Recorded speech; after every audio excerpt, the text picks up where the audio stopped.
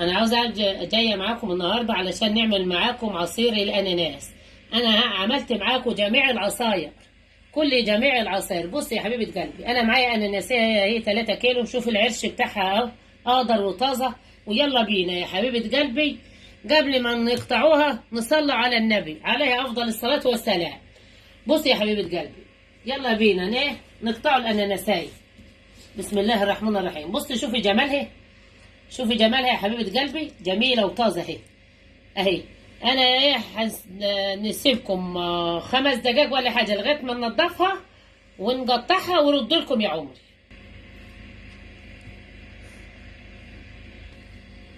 ورجعت لكم تاني يا حبايبي بعد ما نطفت الاناناس. بصي على جماله، اصفر وجميل ازاي، والله اللي يشوفه يقول له ده يقول منجي.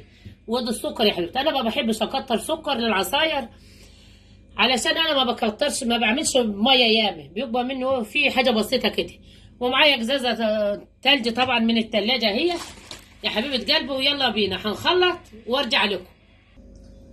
ورجعت لكم تاني يا حبايبي بعد ما خلطت العصير اهو معاكم، حاجه فريش وحاجه جميله. وعاوزه قبل ما نصب العصير يا حبايب قلبي بشكر كل اللي بيبعت لي رسائل، واللي بيعمل لي لايكات، واللي بيعمل لي اشتراكات. انا بشكرهم كلكم حبايبي واخواتي، ان كانوا شباب اخواتي وان كانوا حريم اخواتي، وبشكركم الف شكر. وبصب معاكم العصير اهوت يا حبايبي، انا معاكم واحده واحده. بسم الله الرحمن الرحيم، بسم الله الرحمن الرحيم. حاجه فريش وحاجه جميله. بسم الله الرحمن الرحيم، بسم الله الرحمن الرحيم، الله أكبر. بصي يا حبيبة قلب العصير ده حاجة صحية وحاجة حلوة. أي حد عاوز نوع عصير يتصل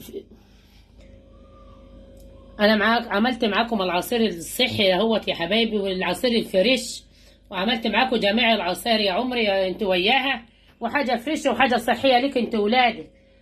ولو عجبك الفيديو يا حبيبة قلبي كتري لايكات ياما يا حبيبه، واعملي اشتراك على قناة ست الحبايب يا حبايب.